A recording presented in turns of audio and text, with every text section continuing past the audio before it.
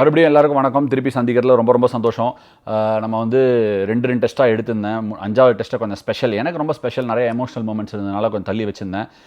4-1 அப்படிங்கிற end score லைனில் தரம்ஷாலாலேருந்து இங்கிலாந்து ஊருக்கு திரும்புகிறாங்க. ஏகப்பட்ட ரிஃப்ளெக்ஷன்ஸ்.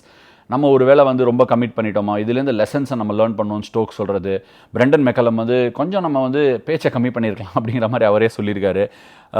ஆப்வியஸ்லி வந்து பல பேர் கேட்குறது என்னென்னா, ஒரு ஜோ ரூட், ஒரு ஆலி போப், இவங்கெல்லாம் வந்து அவங்களோட கேமை டீம் மேனேஜ்மெண்ட் சொல்லி மாற்றிக்கிட்டாங்களா அப்படின்னு கேட்குற கேள்வி. அவங்க வந்து unless and until player bison, எனக்கு இது பிடிச்சிருக்கு நான் பண்ணுறேன்னு சொல்கிற வரைக்கும் யாருமே எந்த பிளேயரையும் போய் நீ இப்படி தான் விளாடணும்னு சொல்ல முடியாது. ஏன்னா இது வந்து அண்டர் 10 அண்டர் 12 கிரிக்கெட்டோ கிடையாது. பசங்களை சொல்லி கொடுத்து வழி நடத்த வேண்டிய இடம் கிடையாது. Professional cricket. நிறைய வருஷம் விளையாடி அந்த இடத்துல என்ன பண்ணணும், எப்போ எதை பண்ணணும்னு தெரிஞ்ச ப்ரொஃபஷ்னல் மெச்சோர் கிரிக்கெட்டர். ஸோ அந்த மாதிரி பண்ண முடியாது. என்னால் வந்து டு அ லார்ஜ் எக்ஸ்டென்ட் ஆலி போப்போட இந்த ஒரு பர்டிகுலர் மெத்தட் ஆஃப் பிளே என்னால் புரிஞ்சிக்க முடியுது. ஏன்னா அவர் வந்து நான் 2 வருஷமாக பார்த்துட்ருக்கேன். அவர் இங்கிலாண்ட்லேயும் விளையாடி பார்த்துருக்கேன். போலிங் நிறைய போட்டிருக்கேன். அவருக்கு நேத்தன் லைன் போட்டும் பார்த்துருக்கேன். அவருக்கு என்ன ப்ராப்ளம்னா, அவர் வந்து எண்டிங் லைனை ரொம்ப விளையாடுவார். அதாவது வந்து பால் அங்கேயும் திரும்ப போதா நேராக போதான்னு தெரியாமல் சச்சக்குன்னு ஒரு மாதிரி எப்படி சொல்கிறது, அப்படியே கொத்திடுவார் போய் பால் டிஃபென்ஸ் ஆடும்போது. அது உள்ளே வரப்போதுங்கிற பயத்தில் சம்டைம்ஸ் ரொம்ப உள்ளே ஆடிடுவார். அது வெளியே போகுதுங்கிற பயத்தில் ரொம்ப வெளியே ஆடிடுவார். ஸோ கேட் ஓப்பன் பண்ணுவார்.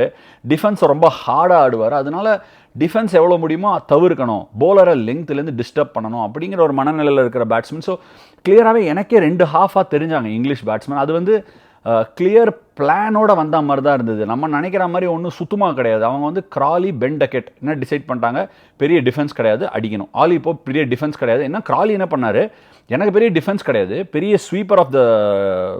ஸ்வீப்பரும் கிடையாது நான், பட் ஃபீட்டை நல்லா யூஸ் பண்ணுவேன், லாங் ரீச் இருக்குது, நான் நேராக டேக் டவுன் பண்ணுறேன், டிரைவ்ஸ் நல்லா ஆடுறேன்.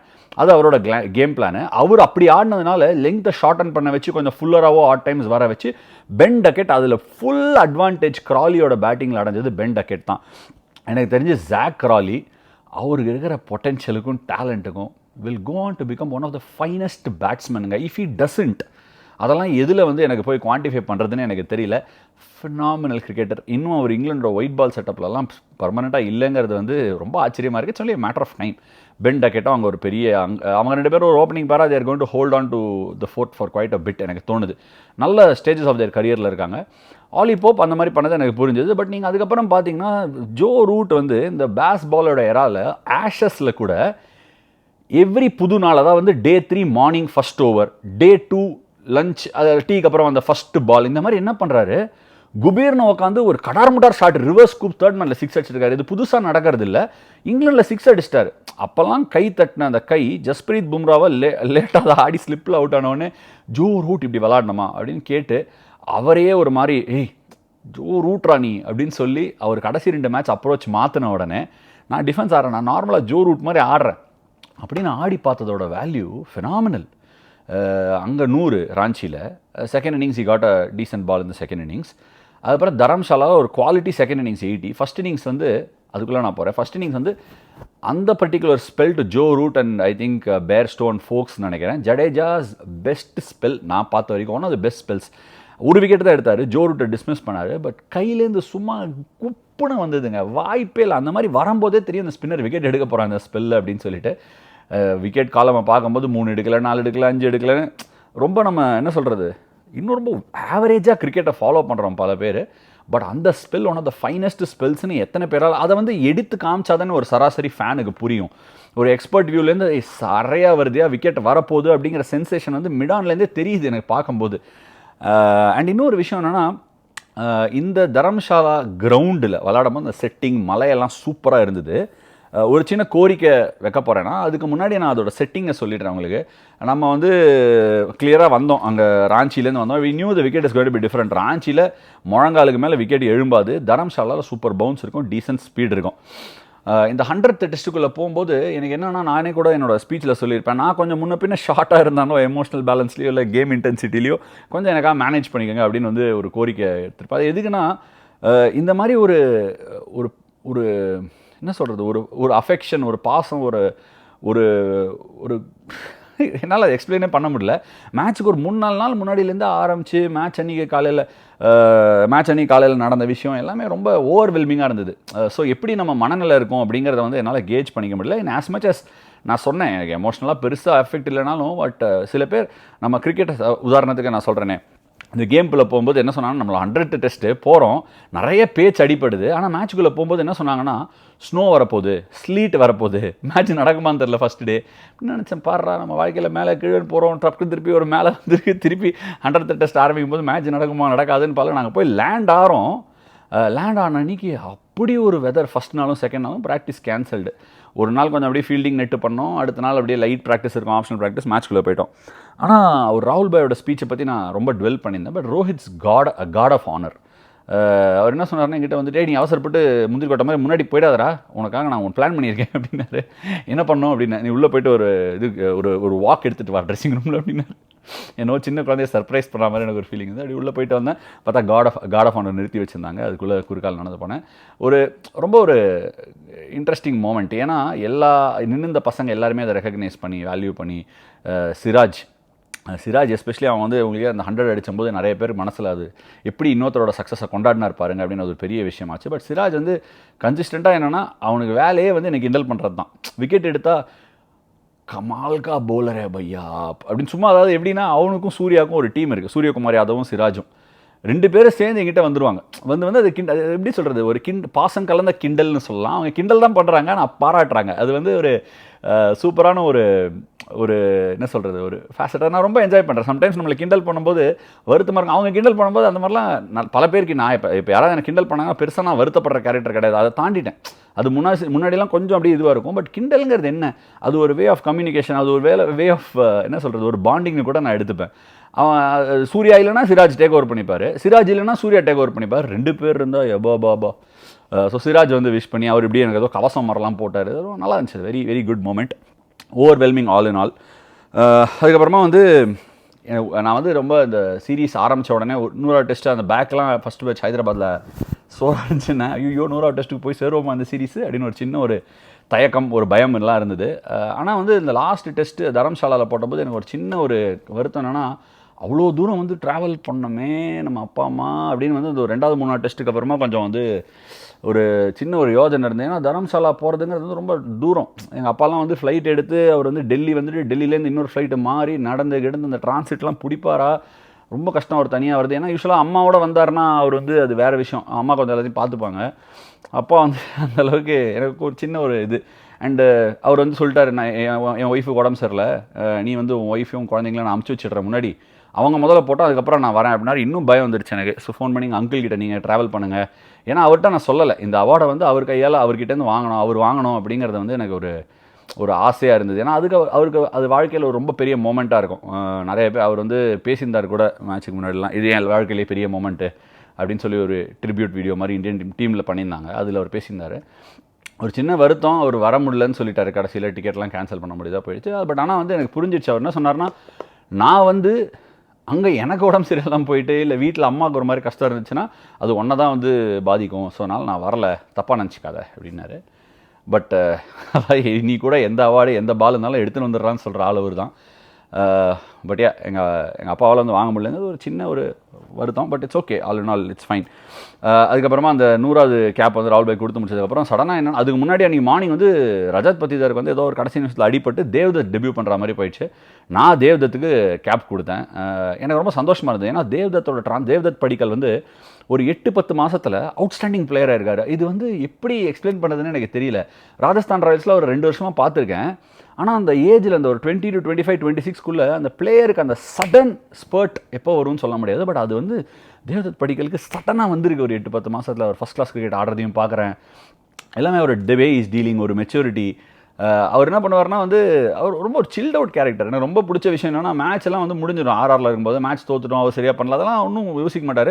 வந்தோடனே இந்த ஃபோனில் வந்து அப்படியே ஃபுட்பால் மேட்ச் பார்த்துட்டே வருவார். பெரிய இங்கிலீஷ் பிரீமியர் லீக் ஃபேன் அவரும், இந்த குல்தீப் யாதவும் 2 பேரும் அதை பற்றி பேசி ஃபுட்பால் இந்த டீம் மேனேஜ் பண்ணோம், அதை பற்றி மேனேஜ் பண்ணோம், அதெல்லாம் ஒரே கூத்தாக இருக்கும். நான் ஒரு வாட்டி கேட்டேன், டேய் என்னடா ஓவராக பேசுகிறீங்க, நீங்கள் மட்டும் விட்டு பாருங்கள், டீமையே நான் சூப்பராக மேனேஜ் பண்ணுவேன், அந்த ரேஞ்சுக்கு பேசுவாங்க. க்யூட்டாக இருக்கும் பார்க்குறதுக்கு.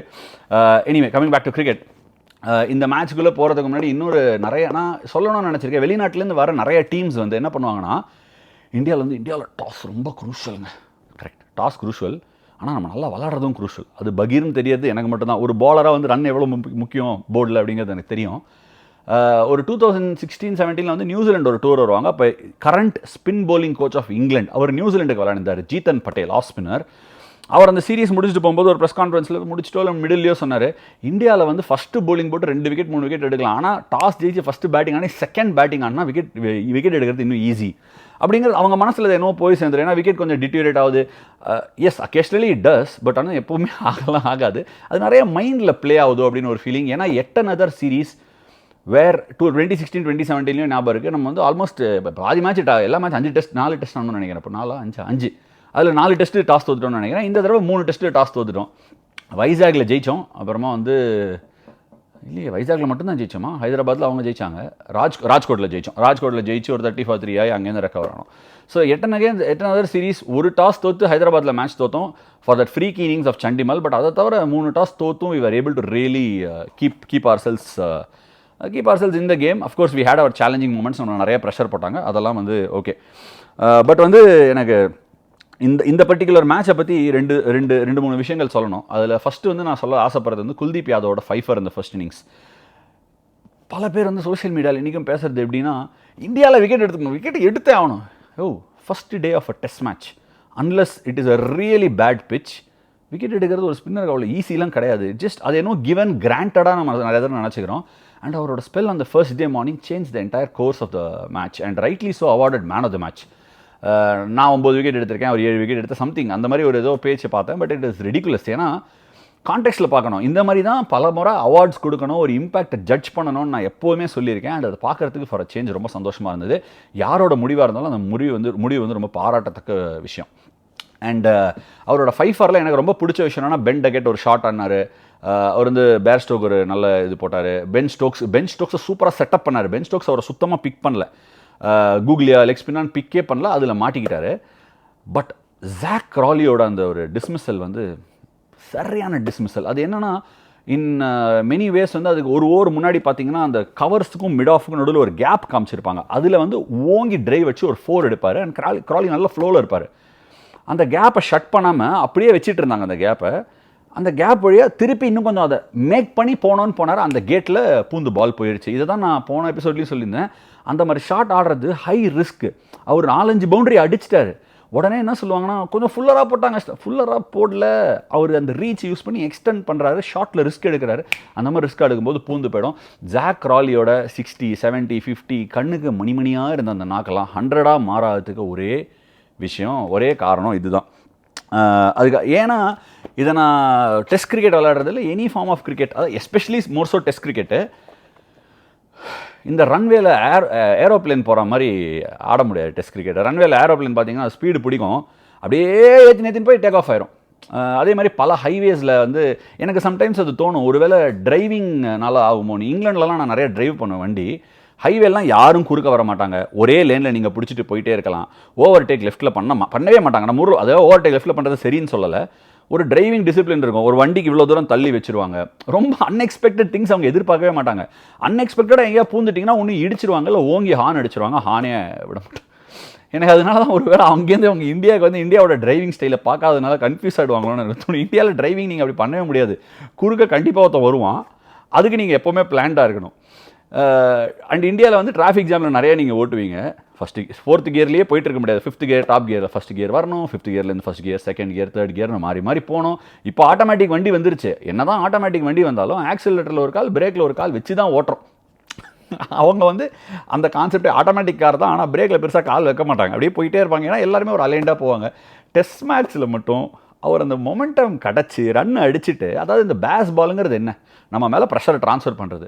ஒன்ஸ் ட்ரான்ஸ்ஃபர் பண்ணிட்டாங்க அப்படின்னா, இப்போ இவங்களை we have to make them better அப்படிங்கிற அந்த பேலன்ஸ் ஸ்ட்ரைக் ஆகிருந்ததுன்னா அவங்க வந்து இந்த சீரீஸ் எனக்கு தெரிஞ்சு with the inexperience we had that a huge chance of winning this series. And அது எனக்கு மனசூராலேன்னு தெரியும்.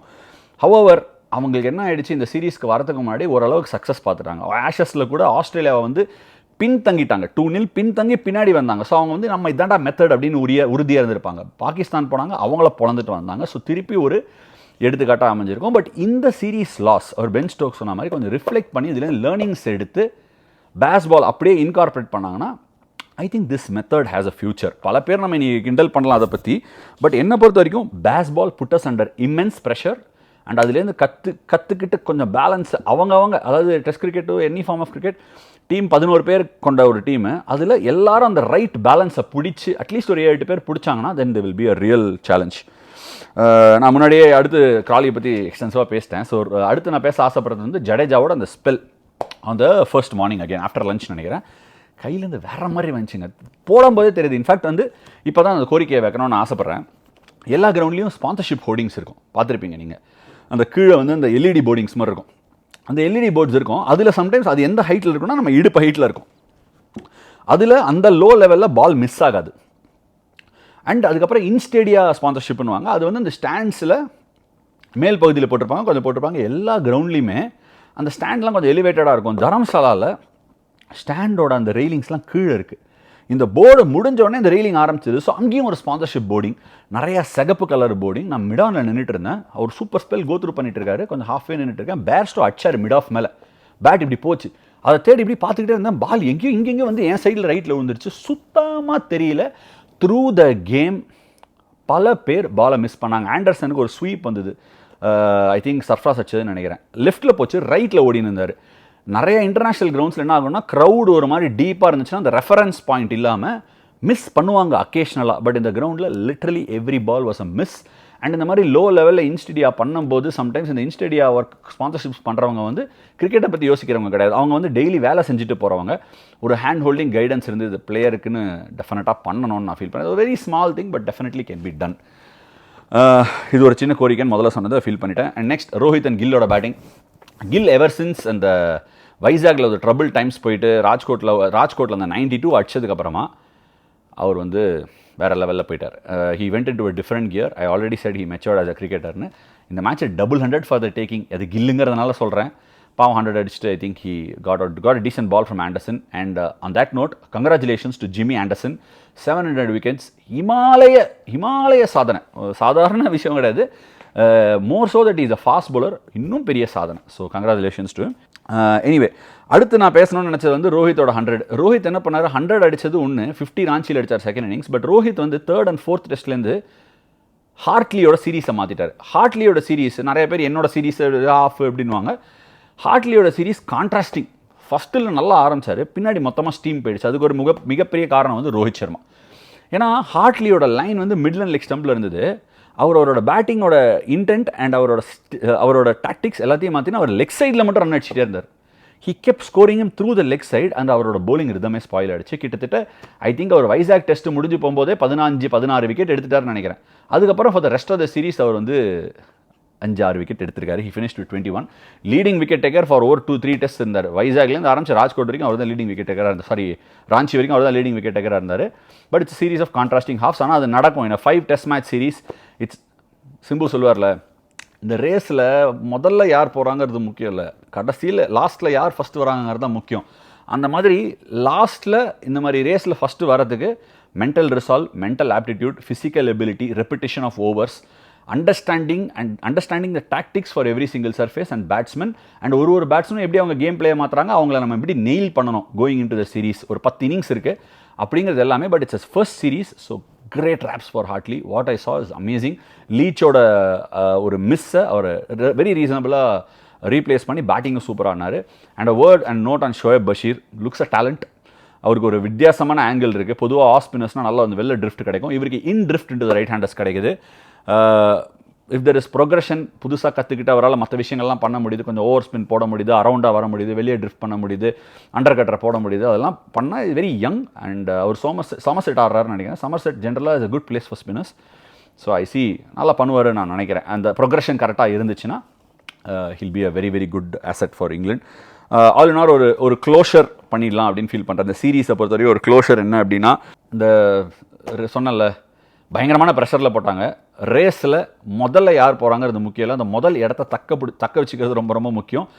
இந்த ரேஸில் அவங்க முதல் இடத்த தக்க வச்சுக்கிறதுக்கு 4 டெஸ்ட் வரைக்கும் வாய்ப்பு இருந்தது. எல்லா இடத்துலையுமே தவற விட்டாங்க. 2 காரணத்தினால. ஒன்று, some poor decision making at different stages of the game, tactical planning depending on surfaces and wickets and times of the game அது பண்ணலை. With such experience and such good players அவங்க இன்னும் கொஞ்சம் பெட்டராக பண்ணியிருக்கலாம் நான் ஃபீல் பண்ணேன். அண்ட் இதுவும் கற்றுப்பாங்க. And they put us under immense pressure. இந்த சீரீஸ் உண்மையை சொல்லணும்னா நம்ம தோக்க வேண்டியது ஜெயிச்சிட்டோம். அதுக்கு ஒரு பெரிய காரணம் என்னென்னா, தங்கம் கூட வந்து அந்த நெருப்பில் குளிச்சா தான், அது பாட்டு வருமே, நெருப்பில் குளிச்சா தான் அது தங்கமாக மாறுங்கிற மாதிரி டெஸ்ட் ஆஃப் ப்ரெஷரை நம்மளோட யங் கன்ஸ் பியூட்டிஃபுல்லாக ஹேண்டில் பண்ணாங்க. அதில் 2 பேரை நான் ரொம்ப எடுத்துக்காட்ட ஆசைப்பட்றேன். ஒன்று வந்து சுப்மன் கில், இன்னொன்று வந்து த்ருவ் ஜுரேல். த்ருவ் ஜுரேலை பற்றி நான் நிறைய இதில் வந்து ஐ டென்ட் கோ காகா, ஏன்னா வந்து ரொம்ப early in his test career and scores ரொம்ப கம்மியாக இருக்கும். But great composure, great future, great game, no doubt. ப்ரெஷரில் ஃபினாமினலாக ஆடி நம்மளை வெளியே எடுத்துகிட்டு வந்தார். அண்ட் கீப்பிங்கும் சூப்பராக பண்ணார். ராஜ்கோட்டில் அவர் பண்ண அந்த ரன் அவுட் வந்து அவுட்ஸ்டாண்டிங் ரன் அவுட். பாதி கீப்பர் வந்து ஸ்டம்புக்கே வந்திருக்க மாட்டாங்க. அவர் வந்தார். அந்த கேம் அவேர்னஸ் வந்து ரொம்ப பாராட்டத்தக்க விஷயம். பட் சுப்மன் கில்லுக்கு எக்ஸ்ட்ரா ஒரு ஸ்டெப் நான் மேலே போவேன். ஏன்னா அவர் வந்து அந்த short mid விக்கெட்டில் Virat Kohli fielding பண்ணுவார். விராட் கோலி அந்த இடத்துல ரீப்ளேஸ், விராட் கோலி ரெய்னா 2 பேரும் நல்லா பண்ணியிருக்காங்க நேற்று வருஷமாக. அந்த இடத்துல ரீப்ளேஸ் பண்ணுறது அவ்வளோ கஷ்டம் கிடையாது. ஃபஸ்ட்டு டெஸ்ட் மேட்ச்லாம் நின்னார், செகண்ட் நின்னார், அவர் கொஞ்சம் ஒரு மாதிரி பண்ணியிருந்தார். அந்த எனக்கு சேம் ஃபீல் கிடைக்கல. ஆனால் சீரிஸ் முடியறதுக்குள்ளே அவர் அந்த புஷ்டார்ப்பா அப்படிங்கிற மாதிரி அந்த ஒரு கேட்ச் கூட பெண்டை கேட்ட கவர்ஸில் ட்ரான்ஸ்பர் நின்று பிடிச்சாரு. அது எனக்கு என்ன எடுத்துக்காட்டுதுன்னா, இந்த கிரிக்கெட்டர் வந்து தினந்தோறும் இம்ப்ரூவ் பண்ணோம், எல்லா இடத்துலையும் இம்ப்ரூவ் பண்ணணும்னு நினைக்கிறான் அண்ட் அதுக்கு உழைக்கிறான் அப்படிங்கிறது கிளியராக தெரியுது. அண்ட் அந்த contrast of Dhruv Jurel and Yashasvi ஜெய்ஸ்வாலையும் பாராட்டணும். Yashasvi Jaiswal had a series to remember. 2001 Harbhajan Singh வந்து அந்த ஆஸ்திரேலியாவோட 3 டெஸ்ட்டில் வந்து 46 விக்கெட், 566 விக்கெட் எடுப்பார். போட்டால் விக்கெட்டு தான். நான் பெரிய ஃபேன் ஆகி அவர் ஆக்ஷன்லலாம் போலிங் போடுவேன். அப்போது அந்த மாதிரி சீரீஸ் வந்து எல்லாமே கரெக்டாக நடக்கணும். சூரியன் ஈஸ்ட்டில் உதிச்சோடனே விக்கெட் வேணும், சூரியன் செட் ஆகும்போது விக்கெட் வேணும், அது மாதிரி நடக்கணும். யஷஸ்வி ஜெய்ஸ்வாலுக்கு இது அந்த மாதிரி ஒரு series. Exceptional talent. I really wish அவன் இதே மாதிரி 100 டெஸ்ட் இதே மாதிரியே விளாடணும்னு ஆசைப்பட்றேன். பட் அது வாழ்க்கை கிடையாது, மேலே கீழே போகணும். ஆனால் இது வரைக்கும் அவன் விளையாடிருக்கிற பேட்டிங்க்கு என்ன எனக்கு தெரியுதுன்னா, இவன் பெருசாக யோசிக்கவே வேணாம், சும்மா பாலை பார்த்தா அடிச்சா போகிறோம், அந்த அளவுக்கு ஸ்கில் இருக்குடா அப்படிங்கிறது என் மனசில் நின்றுருக்கு. But despite all this Yashasvi Jaiswal and Dhruv Jurel, நான் சுப்மன் கில்லுக்கு எக்ஸ்ட்ரா பாராட்டி ஏன் கொடுக்குறேன்னா, அவரோட கரியரில் மேலே கீழே நிறையா பார்த்துட்டார் ஆல்ரெடி. இந்த ஷார்ட் ஸ்பேன் ஆஃப் டைமில் அவர் இருக்கணுமா கூடாதான்னு எக்கச்சக்க பேர் பேசிட்டாங்க. அவர் கேமை டெஸ்ட் பண்ணுற மாதிரி நான் டெக்னிக்கல் டெஃபிஷியன்சி சொல்லிட்டாங்க, டாக்டிக்கல் டெஃபிஷியன்சி சொல்லிட்டாங்க. அதெல்லாம் மீறி நெருப்பினில் விந்து நீரில் குளித்தால்தான் தங்கம் வரும் அப்படின்னு அந்த பாட்டில் வரும். அந்த மாதிரி அவர் லிட்டரலாக அந்த ஜேர்னியை கோ த்ரூ பண்ணியிருக்காரு. And for somebody who will be the super star, who could be the super star, எல்லாரும் ப்ரொஜெக்ட் பண்ணுற மாதிரி அவருக்கு இந்த ஜேர்னி ரொம்ப முக்கியமான ஜேர்னி. அண்ட் இந்த ஜேர்னியில் அவர் கீழே அப்படியே மேலே திரும்பி வந்திருக்காரு, ப்ரெஷரையும் ஹேண்டில் பண்ணியிருக்காரு. So massive applause for Shubman Gill. I am very happy for எனக்கு ரொம்ப பிடிச்ச ஒரு பிளேயர். அடுத்து வந்து Sarfaraz Khan showed. First class கிரிக்கெட்டில் மட்டும் இல்லைங்க, எனக்கு இருக்குது. நான் ஒரு கேரக்டருங்க, என்ன நீங்கள் நான் கேரக்டராக பாருங்கள், என்ன வெறும் கிரிக்கெட்டராக பார்க்காதீங்க. ரொம்ப முக்கியம், ஒரு கிரிக்கெட்டராக மட்டும் பார்க்கக்கூடாது. ஐபிஎல் விளையாடும் போது நிறையா நான் சொல்கிற விஷயம் இதுதான். ஐபிஎல் அந்த 2 மாதம், இன்றைக்கி கூட ஒரு ஆர்டிகல் படித்தேன், அந்த 2 மாதம் விளையாடுறதுக்கு 10 மாதமாக ப்ரிப்பேர் பண்ணிவிட்டு இப்போ நிறையா பசங்க வருவாங்க அந்த ஐபிஎலுக்கு.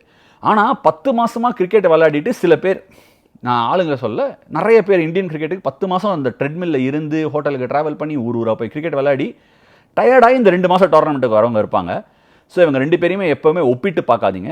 2 மாதம் விளையாடுறது வேறு, அந்த 2 மாதத்தில் நமக்கு என்ன தெரியும்னா, இந்த பையன் இந்த ஆள் ஸ்டேஜில் ஆட முடியுமா அப்படிங்கிறத நம்மளால் பார்க்க முடியும். அந்த ஸ்டேஜில் ஆடி நீ மேலேயும் கீழேயும் போய் கேரக்டர் காட்டுவியா அப்படிங்கிறதுக்கு தான் இப்போ பிசிசிஐ ரூல் போட்டு ஃபஸ்ட் கிளாஸ் கிரிக்கெட்டை நீ ஆடியே ஆகணும், அதுக்கு பெரிய வேல்யூன்னு சொல்லியிருக்காங்க. Which is an unbelievable decision. So இப்போ ஐபிஎல் வரப்போது சர்ஃப்ராஸ் கான் என்ன எடுத்து வச்சிருக்காருன்னா, நான் ஐபிஎல்லில் பெருசாக பண்ணல, பட் ஆனால் ஃபஸ்ட் கிளாஸ் கிரிக்கெட் நல்லா பண்ணியிருக்கேன். ஆனால் பாருங்கள் டெஸ்ட் கிரிக்கெட்டில் அதனால நல்லா விளாட முடியுதுன்னு காமிச்சிருக்காரு. ஸோ அதுக்காக சர்ஃப்ராஸ் கானுக்கு எக்ஸ்ட்ரா கிரெடிட், அவங்க அப்பாவுக்கு எக்ஸ்ட்ரா கிரெடிட், அவனோட தம்பியும் சூப்பராக வந்து ஃபஸ்ட் கிளாஸ் கிரிக்கெட்டில் விளையாட்டு இருக்கான். அது எல்லாத்துக்குமே மேசிவ் கிரெடிட். அதுவும் ஒரு கிரிக்கெட் பைத்தியமான ஒரு ஃபேமிலி, அதனால் ஐ am very happy for them. Okay, இவரை பற்றி என்ன சொல்கிறது, ஸ்பெஷல் பும்ரா, ஜஸ்பிரீத் பும்ரா. இந்த மாதிரி ஒரு ஃபாஸ்ட் பவுலர், அதாவது மாதிரி ஒரு unique action, outstanding ability with wrist, இதெல்லாம் ஒரு பக்கம் இருக்கலாம். யூனிக் ஆக்ஷன் அது அவருக்கு ஒரு எட்ஜு கொடுக்குது, பாஸ்ட் இது. பட் ஆனால் எக்ஸிக்யூஷன், இதை தான் எக்ஸிக்யூட் பண்ணோம், இப்படி தான் நான் பண்ணுவேன், அதை பர்ஃபெக்டாக பண்ணுவேன், பேட்ஸ்மேனோட டெக்னிக்கோட விளாடுவேன் அப்படிங்கிற ஒரு ஃபாஸ்ட் பவுலரை ஜஹீர் கானுக்கு அப்புறமா நான் இப்போ தான் பார்க்குறேன். நான் கபில் பாஜியோட அவ்வளோ விளாண்டதில் கொஞ்சம் பார்த்துருக்கேன், ரொம்ப சின்ன பையன், அதனால் சொல்ல முடியாது. ஜஹீர் கானுக்கு அப்புறமா வந்து ஜஸ்பிரீத் பும்ரா வந்து இன்னும் கூட அவரோட ஒர்க் எத்திக்ஸ் பயங்கரமாக இருக்குது. He is already a great of the game. I think he'll keep on going. Special அவர் விளையாட்டே இருக்கணும். இந்த மாதிரி நம்ம எல்லாருக்கும் வந்து வியக்க வைக்கிற மொமெண்ட்ஸ் கொடுக்கணுங்கிறது என்னோட ஆசை. ஸ்கோர் லைன் வந்து 4-1 முடிஞ்சிருச்சு. முதலே சொன்னேன், இதுலேருந்து நமக்கு என்ன தெரியுது, ஆஸ்திரேலியா வந்து பேட் கமின்ஸோட தலைமையில் திருப்பி வின்னிங் ரன்ஸ் அவர் நாக் ஓவர் பண்ணி பேட் கமின்ஸ் என்ன சொல்லியிருக்காருன்னா, ப்ரெஷரு ஓகே, அது நான் பார்த்துக்கிறேன், நீங்களாம் விளாடுங்க அப்படிங்கிற மாதிரி பண்ணி அங்கேயே அவங்க நியூசிலாண்டில் 2-0 ஜெயிச்சிட்டாங்க. இன்ஃபேக்ட் நியூசிலாண்டில் ஆஸ்திரேலியா இன்னும் தோக்கவே இல்லை. எத்தனை வருஷம் ஆச்சுன்னு தெரியல, கன்சிஸ்டண்ட்டாக அடிச்சிருக்காங்க. கடைசி 12 சீரீஸில் ஏதோ ஒரு மேட்ச் கூட தோக்கல, ஒன்று ட்ரா ஆயிருக்கு. அது ஒரு நம்பர்ஸ் பார்த்தேன். அலெக்ஸ் கேரியை பயங்கரமாக பேக் பண்ணியிருக்காங்க. அலெக்ஸ் கேரியை பயங்கரமாக பேக் பண்ணதில் அலெக்ஸ் கேரியும் வந்து டிவிடன்ஸ் கொடுத்துட்டார், ஸ்டாக் மார்க்கெட்டில் ஸ்டாக் கொடுக்குற மாதிரி. 4-1 நம்ம ஜெயிச்சிருக்கோம். இன்னும் 2 ஹோம் சீரிஸ் இருக்குது, ஒரு ஹவே சீரிஸ் இருக்குது நமக்கு. ஆஸ்திரேலியாவுக்கும் அந்த மாதிரி ஏதோ இருக்குது. Looking at all of this, ஒரு WTC showdown, another WTC showdown waiting நினைக்கிறேன். With the talent that we have exhibited. Of course நம்ம ட்ரான்சிஷனில் இருக்கோம், so will have to always keep our fingers crossed. இன்னும் ஒரு சின்ன ஒரு இது வரைக்கும் 2 WTC ஃபைனல் நடந்தது, 2மே இங்கிலாண்டில் நடந்திருக்கு. வென்யூ கொஞ்சம் வேறு நாட்டுக்கு மாற்றலாமோ அப்படின்னு எனக்கு ஒரு சின்ன ஃபீலிங். ஆஸ்திரேலியாவில் இப்போ விளாட முடியலன்னா ஏன் இந்தியா ஒரு powerhouse of Indian cricket, இந்தியாவில் கூட நடத்தலாம், ஒன்றும் தப்பு கிடையாது. நரேந்திர மோடி ஸ்டேடியம் பயங்கரமாக இருக்குது, எத்தனையோ ஸ்டேடியம் இருக்குது. ஸோ அதை பற்றி உங்கள் கருத்து என்ன? யாரோ ஒருத்தர் போட்டிருந்தாங்க, யார் டேபிளில் ஹையராக ஃபினிஷ் பண்ணுறாங்களோ அங்கே விளாடணும் அப்படின்னு போட்டிருந்தாங்க. That's also decent thought. But ஆஸ்திரேலியாவில் ஒருவேளை ஆஸ்திரேலியா வந்தாங்கன்னா ஆஸ்திரேலியா அந்த டைமில் வெதர் நல்லா இருக்காது, ஸோ இன்னொரு இடத்துல தான் விளாடணும். ஏன் எவ்வளோ இடத்துல விளாடலாம், ஏன் அங்கேயே போய் விளாடணும் அப்படிங்கிறது எனக்கும் ஒரு கேள்வி எழும்புது. அதை பற்றி நீங்கள் என்ன நினைக்கிறீங்க? எங்கே விளாடலாம், என்ன மெட்ரிக்ஸ் அதுக்கு வைக்கலாம் அப்படிங்கிறத சொல்லுங்கள். இந்த தடவைக்கு மாறலைனாலும் ஆல்ரெடி சொல்லிட்டோம், நாங்கள் சொல்லிட்டோமே அப்படின்னு வருவாங்க, ஐசிசி அதை பற்றி சொல்லுவாங்க. பட் ஸ்டில் அதுக்கு ஏதாவது ஒரு மெத்தட் நம்ம அப்ளை பண்ண முடியும் பாருங்கள். அகைன் காமெண்ட் செக்ஷனில் போடுங்க. அது எல்லாத்தையும் நான் படிச்சுட்டே இருக்கேங்க, அதை ஞாபகம் வச்சுக்கோங்க. இந்த வீடியோலாம் லைவ் போகும்போது நான் கண்டிப்பாக காமெண்ட் செக்ஷனில் இன்ட்ராக்ட் பண்ணுறது நான் தான் அவங்களோட பண்ணிட்டு இருக்கேன். ரொம்ப என்ஜாய் பண்ணி பண்ணுறேன். இத்தனை நாளாக உங்களை மிஸ் பண்ணியிருந்தேன். ஐபிஎல் வரப்போகுது, இந்த 3 இது போட்டிருக்கேன். குட்டி ஸ்டோரி எபிசோட்ஸ் நிறைய வரப்போகுது, நிறைய லைனப் பண்ணி வச்சுருக்கேன். ஐபிஎல் டீம் ரிவ்யூஸ் இருக்குது. இனிமேல் என்ன, நமக்கு யூடியூப்பில் 6 வாரம் கொண்டாட்டம் தான். So look forward to talking to you again. உங்களோட இன்ட்ராக்ட் பண்ணணும், உங்கள் காமெண்ட்ஸை பார்க்கணும், அதை பேஸ் பண்ணி என்னோட கருத்துக்களை பகிர்ந்துக்கணும் அப்படின்னு ஆசைப்பட்றேன். Thank you so much for joining me on yet another episode and a closure episode of Bazball.